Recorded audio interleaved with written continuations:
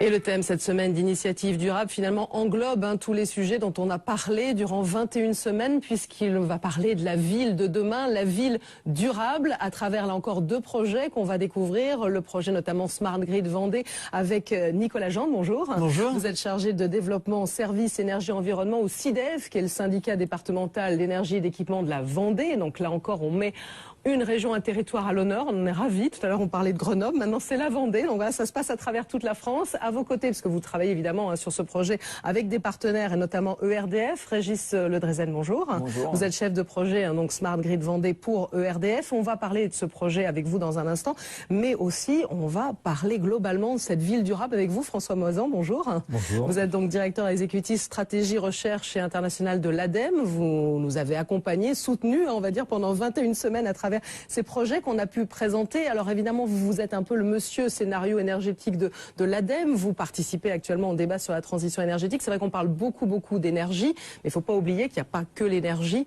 dans cette ville de demain et que voilà, les bâtiments, les transports, enfin il y aura d'autres questions aussi qui seront soulevées. L'approche ville durable à laquelle que nous portons à travers les investissements d'avenir et ces nouvelles technologies, ces nouvelles organisations, parce que ça ne va pas être que des technologies. Effectivement, on a des approches sectorielles. Comme vous l'avez dit, ça va être les bâtiments, les nouveaux bâtiments à énergie positive, bien sûr, mais aussi la mobilité. On a des expérimentations de mobilité qu'on dit durable, alors donc des modes de transport plus interopérables, passer d'un mode à l'autre, des services de mobilité, au lieu d'être propriétaire de son véhicule, d'utiliser des véhicules que des sociétés mettront à disposition. Les friches aussi, les friches urbaines vont être des lieux où, pour reconstruire la ville, puisque nos villes sont déjà évidemment pour grande partie construites, et puis les réseaux électriques intelligents, puisque toutes ces nouveautés, ces innovations dans les réseaux vont apporter des nouvelles fonctionnalités, des nouvelles façons de vivre vis-à-vis des énergies qui alimentent quotidiennement nos modes de vie. C'est intéressant, vous n'avez pas une nouvelle façon de vivre, parce que là on est complètement dans l'innovation technologique, mais ça va devenir aussi une innovation sociale, il faut le dire. Est-ce qu'on est prêt, nous, à ça, à l'heure actuelle ? Alors, on n'est pas prêt, mais on s'y prépare. Et le but des expérimentations que nous faisons actuellement, on a une quinzaine d'opérations, d'expérimentations sur les smart grids, comme on dit, les réseaux électriques intelligents. Ça vise justement à nous préparer et à comprendre ce qui va se passer. Alors les technologies, il y a des projets qui sont très technologiques. Je crois post-intelligence, c'est quelque chose où il y a beaucoup de technologies. Oui, on va découvrir tout à l'heure post-intelligence. Smart Grid Vendée, on va voir que c'est quelque chose qui est bien sûr technologique, mais aussi c'est l'organisation. Et derrière ça, un des points importants pour nous, et je crois pour tous les acteurs, c'est de comprendre où va se faire la valeur ajoutée. Parce que les smart grids, on voit bien, on commence à comprendre comment ils vont... quels vont être leurs avantages entre les énergies renouvelables et le consommateur. Mais ce qu'on ne sait pas encore, c'est où va se créer la valeur ajoutée et qui va l'avoir, parce qu'il faut bien qu'il y en ait aux différentes étapes, et y compris chez le consommateur, parce que ça ne marchera que si le consommateur lui-même y trouve un intérêt. Ouais, c'est la notion de modèle économique, et là aussi il faudra encore y réfléchir. Alors on va passer dans le vif du sujet aussi avec ce projet concrètement, Smart Grid Vendée dont je parlais avec vous, Nicolas Jante, et également Régis Ledrezen, ce ERDF a engagé dans une quinzaine de projets Smart Grid, dont vous êtes très actifs en la matière. Nicolas Jante, vous qui êtes au syndicat départemental d'énergie et d'équipement de la Vendée, là on est en train de mettre en place, à travers ce projet, un Smart Grid Vendée, un laboratoire, on va dire, grandeur nature, pour voir justement concrètement comment on peut mettre en place des compteurs communicants. Voilà, alors c'est un projet qui associe toute la chaîne, de l'amont à l'aval. On part de nos centrales de production éolienne photovoltaïque qu'on a développées au syndicat. Et on va travailler sur des bâtiments publics, des mairies, des écoles, qui vont toucher des gens, des utilisateurs, des écoliers, de l'éclairage public, et on va faire fonctionner tout ça ensemble et de voir quelles sont les technologies, comment elles interagissent. On va avoir des systèmes d'information nouveaux, puisqu'on a de la donnée nouvelle qu'on n'avait pas échangée avant.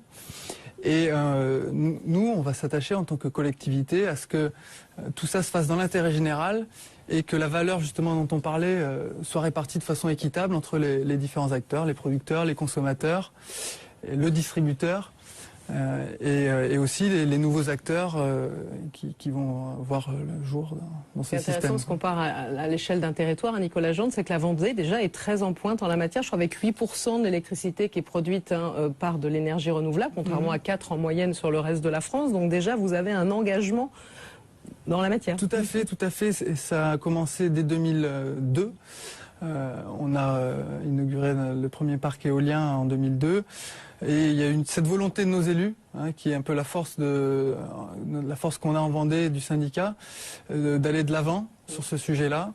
On a plusieurs parcs maintenant, on se diversifie vers le photovoltaïque, la méthanisation, et on travaille en parallèle sur les économies d'énergie, puisque l'un va pas sans l'autre, et c'est ça qui nous a permis de monter ce projet aujourd'hui. Régis Le Drezen, un chef de projet Smart Grid Vendée chez ERDF, on comprend aussi l'enjeu que ça représente pour vous. Je crois que ce projet global, l'idée c'est de faire 30% d'économie d'énergie, c'est ça? Donc une meilleure gestion aussi, c'est intéressant pour ERDF, on va pas dire le contraire. Alors c'est intéressant pour ERDF, mais surtout pour l'ensemble de la collectivité. Ce qu'il faut bien comprendre, c'est que c'est un projet de recherche et d'innovation qui va permettre de penser le modèle de réseau électrique du futur, que l'on appelle réseau électrique intelligent. Alors deux exemples concrets de ce que l'on va mener donc sur ce territoire vendéen. En termes de production, vous savez que 95% de ces énergies renouvelables, éoliennes et photovoltaïques, sont directement connectées sur les réseaux de distribution électrique. Et nous sommes donc très impactés donc par ce nouveau phénomène.